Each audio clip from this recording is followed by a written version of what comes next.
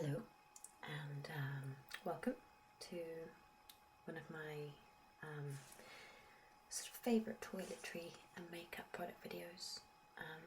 It's just a little excuse to ramble a little bit. If any of you haven't seen my previous videos I've done like this,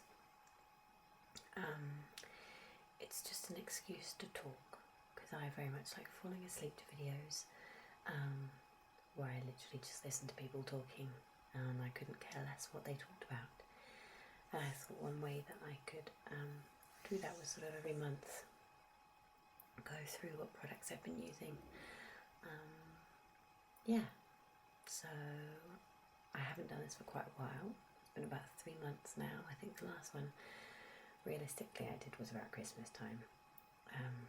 So this is a little bit late, but it means that we've got some interesting things to look at. A couple of different things anyway. So I should probably just get started. Now the first thing I want to show you is one that I want to roughly show you, because it's obviously nearly summer now, and so bathing isn't really that possible because it's so hot. I got given some Chanel No. 5 Bubble Bath. Now,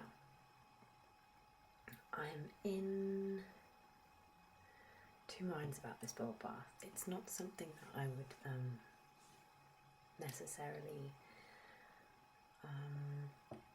promote to someone else because it smells quite old ladyish. My grandmother wore Chanel No. 5, which is one of the reasons I like it very much, because it really reminds me of comforting in a home. So getting into the bath and listening to it and smelling it while you're in the bath and stuff is really nice, and it's very cozy and warming for me. Like, I really enjoy that. As a bath mousse itself, a foaming bath, it's not fantastic. I feel it dries your skin quite a lot, but that's just more on a memory. I wanted to show you that one, but I don't really suggest buying it, to be honest. I hope the camera angle's right. I'm doing this through a mirror today because I wanted the candles and trying out the new tripod, so I thought I'd try something different. Okay, so one thing I've been using a lot of, that's my second bottle, is the Pamplemousse Rose. So Pamplemousse Rose.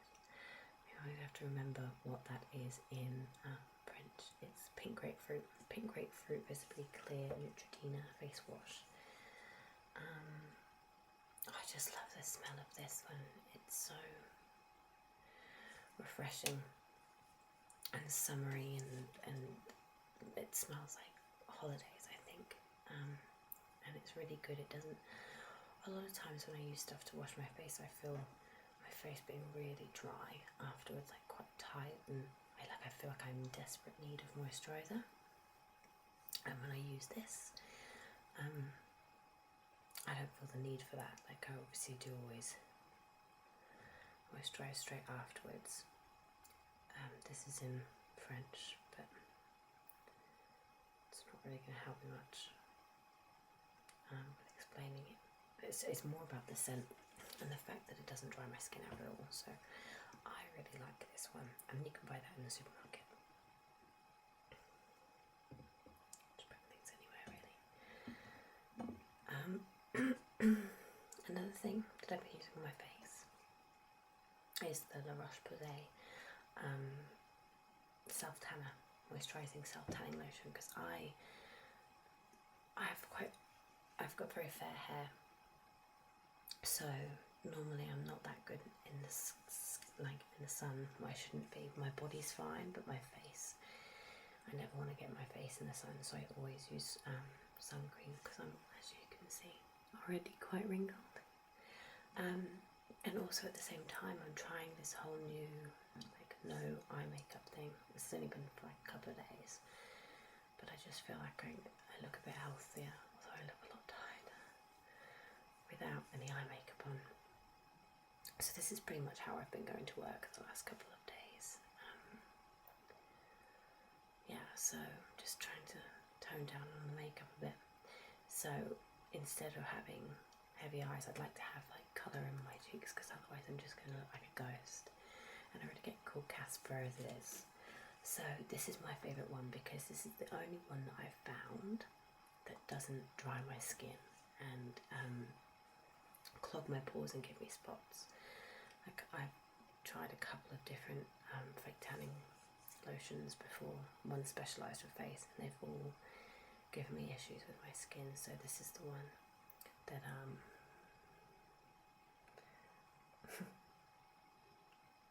it's the one that I think is the best one, La Roche-Posay or Doilios,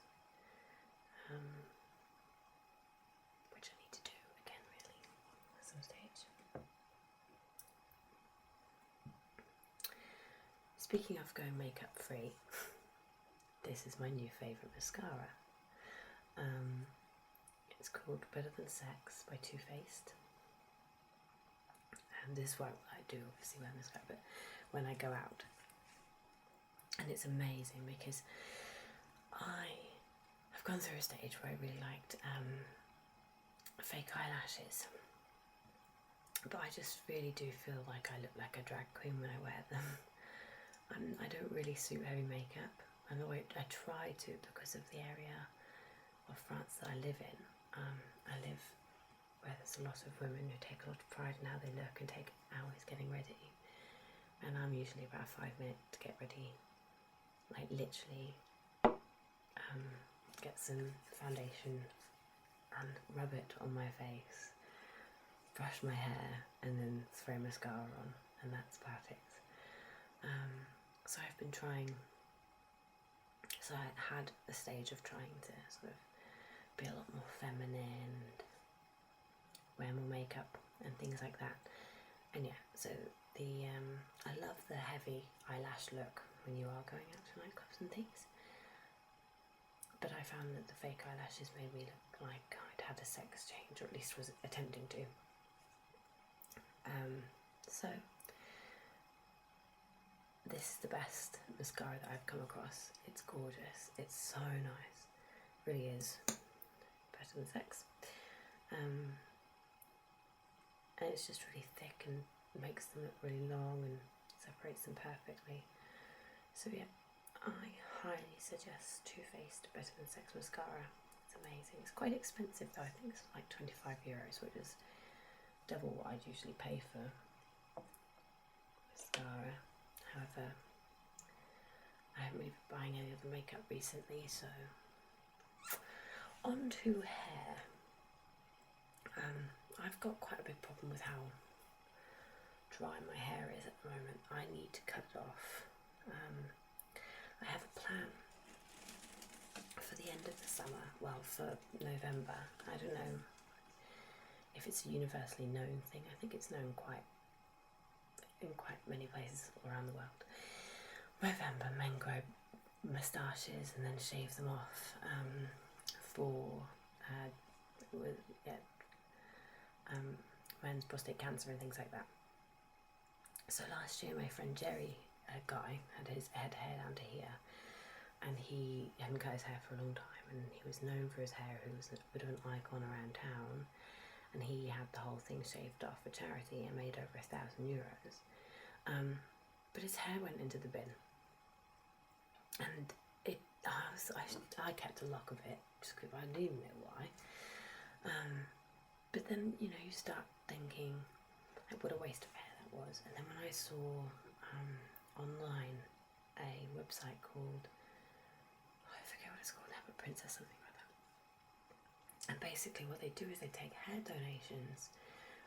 So you take a pic, plait your hair, and then cut the plait off, and then send it in, and as much as you can take off. And they basically make wigs for children who have had cancer. I like to try and do whatever I can for charity, and I sort of decided that that's what I'm going to do. For my hair's getting so long now, and I don't need it to be this long. I could definitely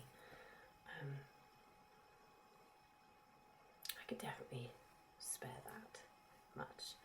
thing is it's so dry though, so I don't think anyone's going to want it, so I'm regularly sort of cutting at the ends. And so I bought these things. Now, I'm not an expert on hair or anything like that, so please tell me if I'm doing wrong things. I mean, I've used coconut oil, but unless I use coconut oil regularly, there isn't a huge amount of difference. But I got this Tony & Co Prep leave-in conditioner, which is really good just to stop my hair frizzing. But to be honest, its moisturising properties haven't been fantastic, so I can't really rave about that one, but it is quite good for stopping my hair going completely crazy and flying away everywhere. But this one is the one that's I found really good. It's a Garnier Marvellous Oil with Argan Oil and Camellia, and this is gorgeous. You simply take a little, it's like a thick oil,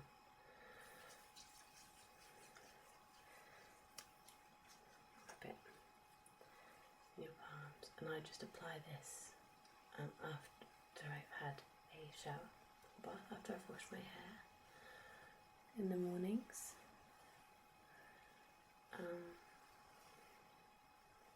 I sort of run it through, and it's really helping to condition my hair.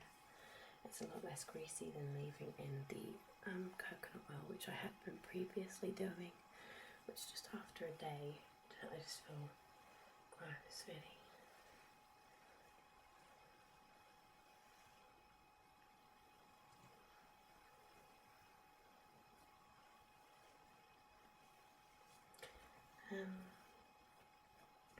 Yeah, so I'll probably do another video about that at some stage. I think it's quite a nice thing to do.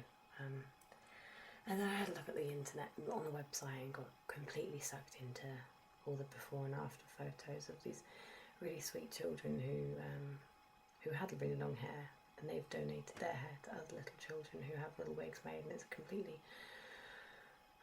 it's all volunteered. You know, no one's getting paid from this charity. They don't take donations.